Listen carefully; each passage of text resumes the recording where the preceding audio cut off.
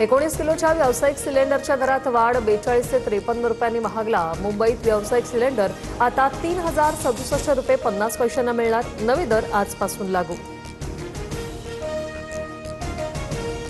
विधान परिषदेच्या 17 जागांसाठी उमेदवारी अर्ज भरण्याचा शेवटचा दिवस। महायुती आणि मवियाचा फॉर्म्युला ठरला। बंडखोरांना रोखण्याचं महायुतीसमोर आव्हान।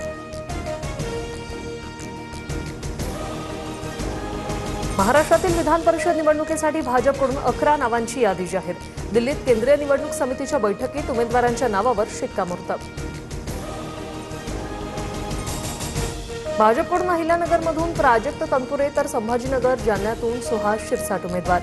जळगाव विधान परिषदेसाठी भाजपकडून नंदकिशोर महाजनांना उमेदवारी जाहीर। चंद्रपुरात भाजपकडून अरुण लखानी, अमरावतीमधून प्रवीण पोटे तर भंडारा गोंदियातून अविनाश ब्राह्मणकर यांना उमेदवारी।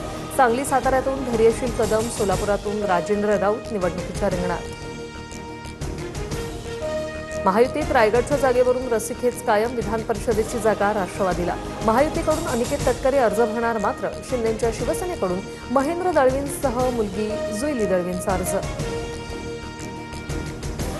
रायगडच्या जागेवरून उपमुख्यमंत्री शिंदेंच्या नंदनवन निवासानी बैठक। युतीधर्म पाळा, शिंदेंच्या आमदारांना सूचना।